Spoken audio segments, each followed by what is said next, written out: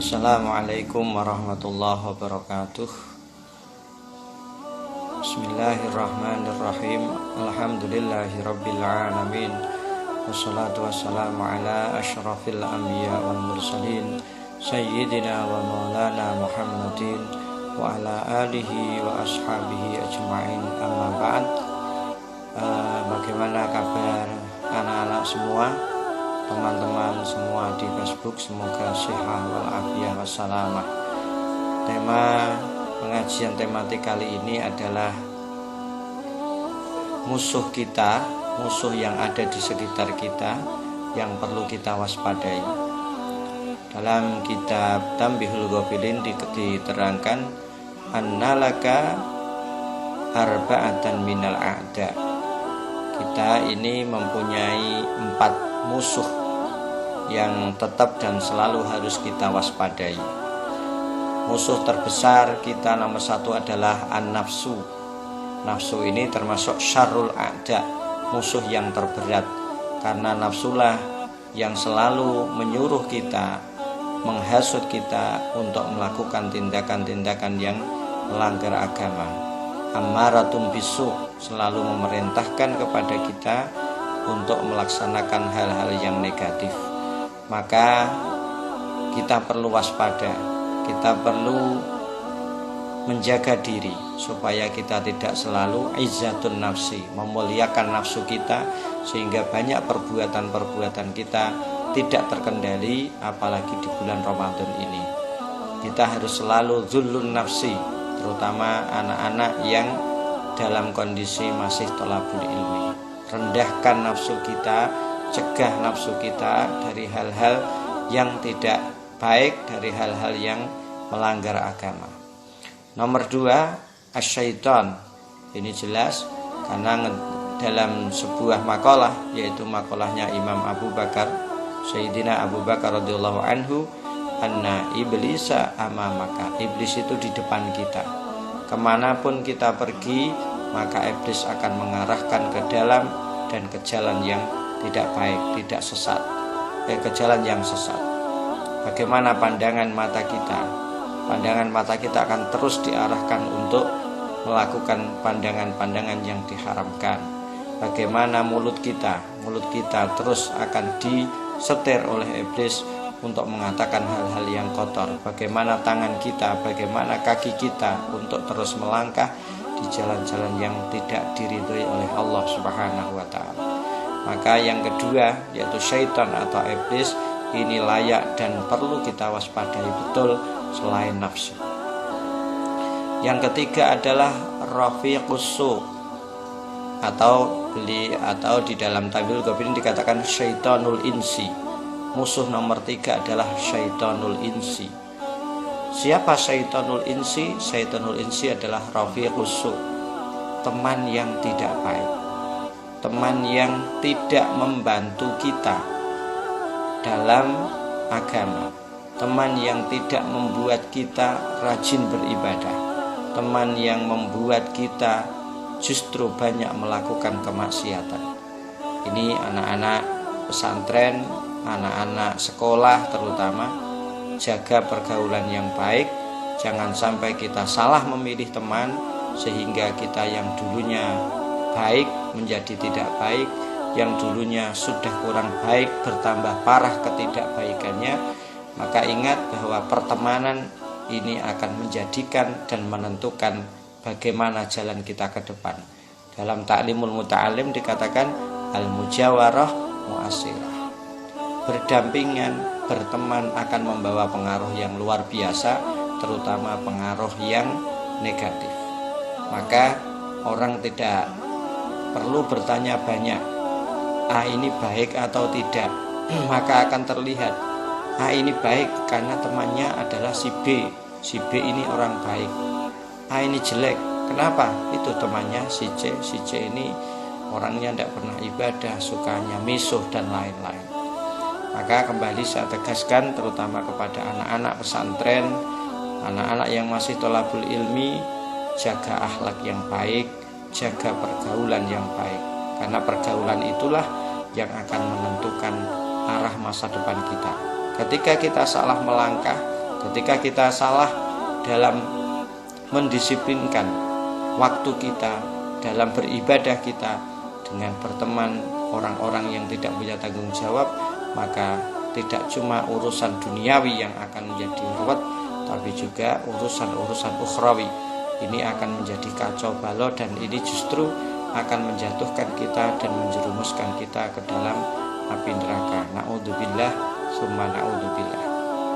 Ingat bahwa pertemanan mu'assirah, al-mujawarah mu'assirah, berdampingan, berteman ini akan membawa pengaruh, terutama pengaruh yang negatif, maka akan lebih cepat. Anak-anak pesantren yang dulunya baik karena salah pergaulan sehingga menjadi tidak baik, akan kelihatan. Kelas 1 aliyah kelihatan alim, tapi kelas 2 aliyah sudah jauh berbeda. Kelas 1 aliyah, kelas 2 aliyah baik, kelas 3 aliyah menjadi tidak karu-karuan. Kenapa? Ini bisa kita lihat siapa temannya, bagaimana pergaulannya, apa yang dilakukannya. Jadi nomor 3. Nomor 4 atau yang terakhir adalah ad-dunya. Ad-dunya. Kenapa? Karena inna hayatad dunya, hayatud dunya adalah mataul ghurur dalam Al-Quran. Kehidupan duniawi tidak ada lain kecuali mataul ghurur. Ini mataul ghurur itu apa? Kehidupan yang menipu. Maka hati-hatilah kita dengan urusan duniawi. Kalau cara bahasa Jawa dunya, hati-hati jangan sampai dunya ini menjadi mataul ghurur, kesenangan yang menipu, yang dapat melupakan kita di akhirat, yang menjadikan kita terjerumus ke dalam api neraka. Na'udzubillah summa na'udzubillah.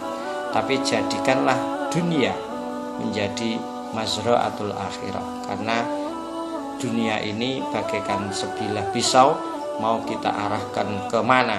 Ke yang positif menjadi positif, negatif menjadi negatif. Maka kalau kita sebagai orang muslim, sebagai orang santri, sebagai orang yang selalu mengaji, sebagai orang yang berteman dengan orang-orang yang baik, mari jadikan dunia ini, kehidupan duniawi ini bukan lagi menjadi mataul ghurur, tapi menjadi mazra'atul akhirah, dengan konsep yang berbeda-beda. Kenapa? Karena status sosial kita berbeda, komunitas kita berbeda, sehingga arah perjuangan untuk menjadikan dunia mazra'atul akhirah juga berbeda-beda. Ada pendapat 4 sahabat, Sayyidina Abu Bakar, wa Umar, wa Utsman, wa Ali, yang berkomentar tentang dunia ini juga berbeda-beda. Kenapa? Karena apa dan kondisi bagaimana yang terjadi pada saat itu yang bisa menentukan kehidupan kita. Sayyidina Abu Bakar radhiyallahu anhu mengatakan, wajaba ilayya minad dunya salasun. Di 3 hal yang mestinya tetap pada diri saya dari urusan duniawi. 1. An-nadhar ila wajhi Rasulillah sallallahu alaihi wasallam. Buat apa saya hidup di dunia? Ada 3 konsep besar yang harus saya lakukan hidup di dunia. Yang pertama adalah melihat wajah Rasulullah Sallallahu Alaihi Wasallam. Karena memang Sayyidina Abu Bakar ini termasuk pertama kali generasi sepuh yang langsung menyatakan iman kepada Rasulullah Sallallahu Alaihi Wasallam. Yang kedua, infaku mali li Rasulillah Sallallahu Alaihi Wasallam, menginfakkan hartaku untuk perjuangan Rasulullah Sallallahu Alaihi Wasallam. Kehidupan saya pokoknya saya punya harta untuk perjuangan baginda Rasulullah. Karena Sayyidina Abu Bakar ini selalu mengikuti peperangan dan perjuangan Kanjeng Nabi Sallallahu Alaihi Wasallam. Nomor 3, antakuna ibnati tahta Rasulillah Sallallahu Alaihi Wasallam. Anakku, yaitu Sayyidatina Aisyah radhiyallahu anha, di bawah atau menjadi istri Rasulullah Sallallahu Alaihi Wasallam. Inilah kehidupanku yang harus saya jalani. Yang pertama, melihat wajah Rasulullah. Yang kedua, menginfakkan hartaku untuk perjuangan Rasulullah dan memberikan anakku sebagai istri Rasulullah Sallallahu Alaihi Wasallam. Beda dengan pernyataan Sayyidina Umar yang pada saat itu juga berkumpul dengan Sayyidina Abu Bakar. Wajaba ilayya minad dunya salasun, kata Sayyidina Umar. Beda lagi urusan duniawi dalam pandangan Sayyidina Umar. Apa yang beliau lakukan hidup di dunia ini? Satu, al-amru bil ma'ruf. Yang kedua, an-nahyu anil munkar. Dan yang ketiga, as-saubul khalaq. Apa yang harus kita lakukan? Satu, memperjuangkan kebaikan, memerintahkan kebaikan, mensyiarkan kebaikan. Yang kedua, an-nahyu anil munkar. Bagaimana kita ikut serta mencegah kemungkaran-kemungkaran yang terjadi di sekitar kita, di masyarakat kita. Ini Sayyidina Umar. Dan yang ketiga, as-saubul khalaq, memakai pakaian yang sederhana, tidak berlebihan, tidak bermewah-mewahan. Mari kita cermati apa yang dilakukan dan dawuhnya Sayyidina Umar, bagaimana kita menyerukan kebaikan, mencegah kemungkaran di sekitar kita, di masyarakat kita, di keluarga kita, dan terus memakai pakaian yang sederhana, terutama pada saat seperti ini, pada saat orang dilanda musibah yang begitu luar biasa. Yang ketiga, Sayyidina Utsman, berbeda lagi. Yang pertama sama, wajaba ilayya minad dunya salasun.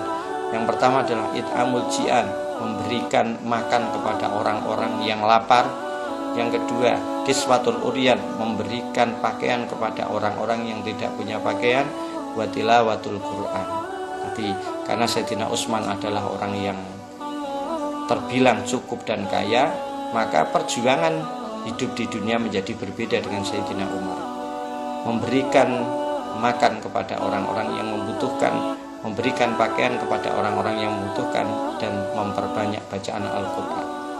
Yang terakhir, Sayyidina Ali. Bagaimana Sayyidina Ali memandang kehidupan dunia ini menjadi betul-betul mazra'atul akhirah. Sama, 3 konsep besar yang dilalui beliau. Wajaba ilayya minad dunya salasun. Yang pertama, al-khidmatu bid-dhaif, berkhidmah kepada tamu. Bagaimana saya bisa memuliakan tamu dengan memberikan apa yang mampu kita berikan, kita muliakan. Fal yukrim dhaifahu. Jadi yang dilakukan oleh Sayyidina Ali radhiyallahu anhu. Yang kedua, as-saumu fis saif. Bagaimana kita bisa menahan nafsu kita, yaitu dengan berpuasa di musim, kalau di sini di musim panas atau wayah ketiga, fi syiddatil harri, berpuasa di saat teriknya sinar matahari. Dan yang ketiga, ad-darbu bisayf, mari kita perang jihad untuk menegakkan agama Allah dengan metode-metode yang berbeda-beda. Kalau Sayyidina Ali dengan pedang, kalau kita dengan pemikiran. Mari kita lakukan yang terbaik dan kita bisa menyikapi musuh yang ada di depan kita, yang ada di sekitar kita, yaitu 4 hal.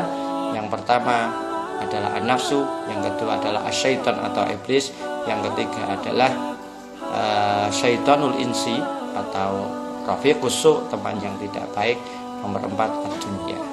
Semoga kita semua diberi keselamatan oleh Allah Subhanahu wa taala, tetap waspada dengan musuh-musuh yang ada di sekitar kita, yang akan mentelantarkan kita dan melupakan kita di kehidupan akhirat nanti.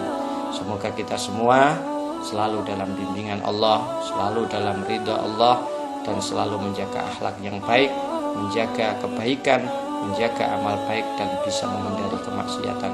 Demikian yang bisa saya sampaikan. Wassalamualaikum warahmatullahi wabarakatuh.